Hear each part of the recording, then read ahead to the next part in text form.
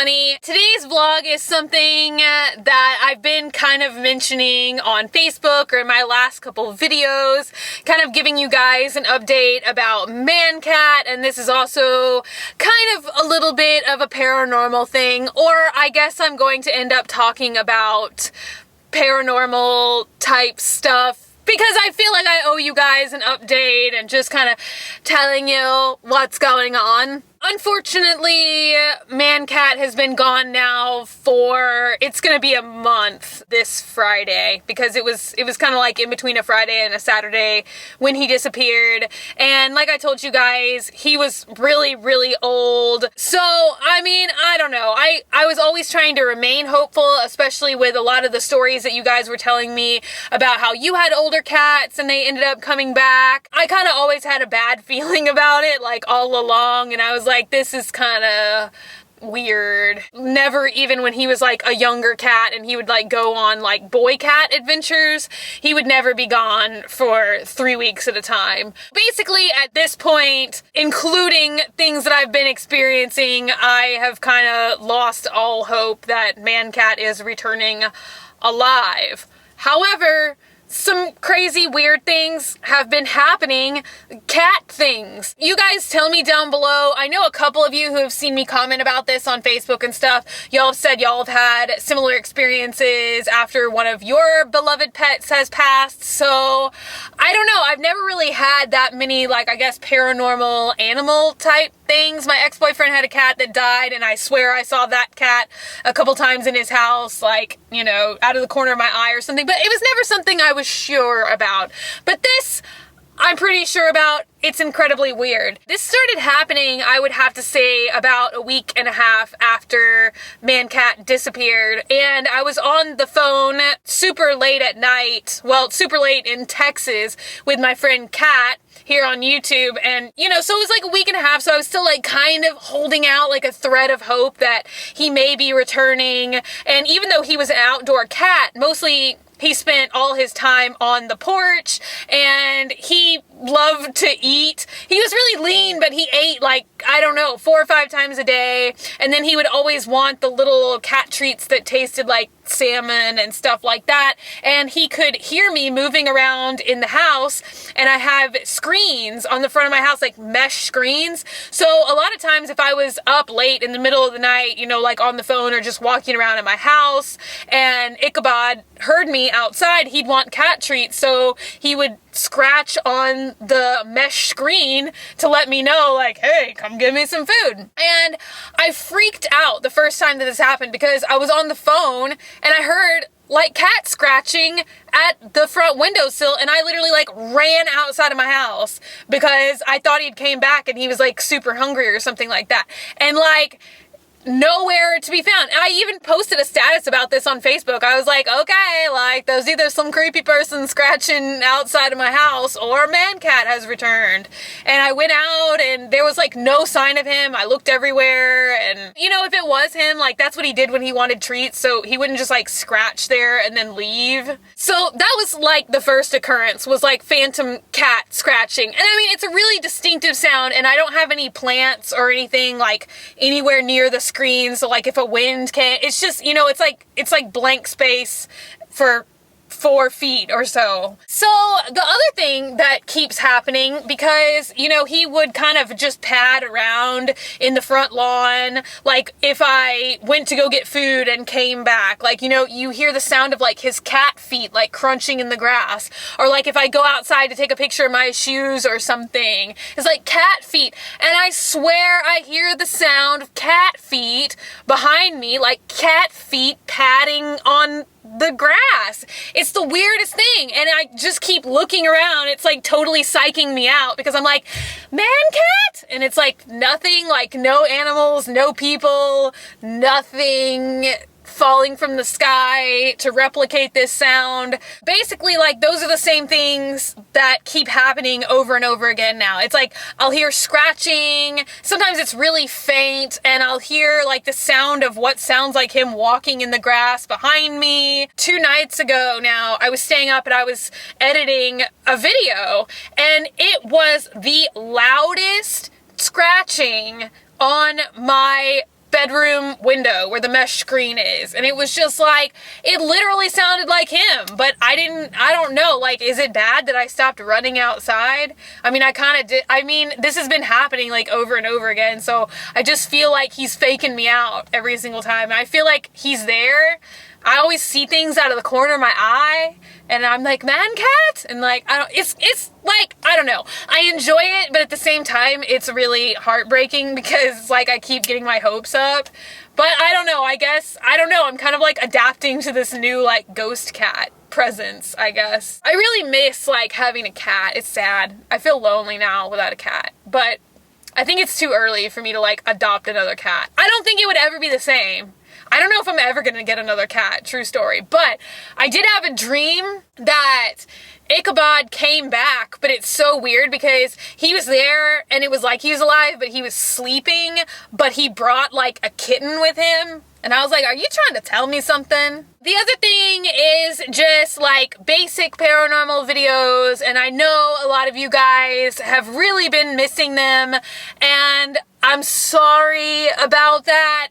But I don't know if it's just because I've been kind of struggling a little bit more with depression lately. But it's like sometimes when weird things happen, or when things happen, or when I get involved with it in any sort, like when did I go into that bus the first time? That was over the summer. And when I came home from that, I felt so bad and so depressed for a couple of days, and I can comfortably say now like what the image was. I don't think I ever said it on a video because it like disturbed me too much, but I kept getting this image, and I mean, I'm not psychic in any nature, but sometimes I get like flashes of who the spirit would be. I just kept seeing this boy, like younger than teenage years, but like with blood, like a bloody nose or something. That image just totally, that's why I never went back and did the ghost box session there, because like the energy just felt so bad that I don't know, like I go through bouts with that kind of stuff. And one of the questions that I get asked all the time is, you know, how do you just stop communicating with this stuff, or how do I make it go away? And you know, I'm not a professional, and I've never found any way that I can just make it all stop or all go away. But you know, there's a big piece I feel of like it kind of tying in with my depression, and kind of like the more I give into it, you know, sometimes it's like just a dangerous cycle for me. I don't know if I'm explaining this properly, but I mean, sometimes I just think that it's kind of feeding into like negativity, or just things that aren't exactly cheerful. I mean, you never like say, oh, somebody's dead. Oh, that's, you know, I mean, there's not really, I mean, there's less of bad ways, I guess, but it's never really like a cheerful thing. I mean, temptation is strong to go out and do some more ghost box sessions. I really do enjoy communicating, and if I go out and I communicate and everything's fine, or sometimes I get a good feeling from it, as strange as that sounds, but I don't know. I don't know if it's just because I've been upset lately. It's just like when I think about doing it, I don't really get like, it's more curiosity than like, oh, like a good feeling. Just bear with me, or don't. You can hate me for it. But I mean, I'm not gonna like do something that really bothers me, or like makes me feel uncomfortable, or if I feel like it's gonna put me in a more negative mind state. Like, I mean, I'm just not willing to do that. But things do still continually happen at my house. Sometimes it's things that are weirder than others. Like something really, really, really bizarre that happened the other day. This is like so bizarre. It's just so weird. I have a little like, you know, day planner where I just kind of like schedule out, like, you know, different things I have to do, or different Etsy orders I have to fill, or, you know, just what, it's like a normal day planner for students or something like that. But I got this magnet sent to me in Swamp Family Mail. It's so cute, and it's actually like a bookmark, but it's this little monster. I'm sure you guys have seen the magnetic bookmarks, you know, so you just like clip it on the top of the page, and I always use that magnetic monster clip to mark where, you know, what day or what week I'm in this planner. And I always, you know, just keep it by my bedside. I never take it out of my room, you know, and it's like a pretty strong magnet holding on to a tiny little, you know, like notebook piece of paper. So we're not talking like, you know, I don't know, something that would easily fall out. So I went to sleep the other night, you know, just with the bookmark in place, like with the notebook by my bed, and I woke up the next morning and the bookmark is out of my book in the middle of my living room, like with the monster face side down. Like, how would that even happen? I mean, I didn't get up in the middle of the night, remove a bookmark, walk out into my living room and throw it down on the middle of the floor. You know, so it's just little things like that, but I always kind of feel like it's, you know, just benign or not a big deal, you know, nothing that terrifies me. You know, like I said, I always have felt presences around me ever since I was a little kid. I don't feel like it's anything negative, but, you know, at the same time, it's like every time I go out and I do, you know, an investigation per se, or use the ghost box or something like that, it's like extreme heightened activity around my house, you know, for the next couple days. Sometimes it's a month, and, you know, just with me feeling kind of bad already and going through the whole man-cat thing, I'm just not really wanting to invite a lot of activity into my home, or a lot of other things that can cause me depression or just feeling badly. I just have to wait for, like, you know, when I feel that it's a good thing to be doing, to kind of like open these lines of communication. And I'm kind of on the lookout for like some more historical stuff, because that's really what I'm most interested in, is kind of trying to communicate with spirits, you know, for like Civil War period, stuff like that. I like kind of the historical end of it a lot more than just, you know, like running out to try and like stir up trouble. The sun is setting. It's like my cue to like shut up now. I don't know. I mean, I never mind it, and I'm always kind of like excited when I have little experiences, as long as they're not like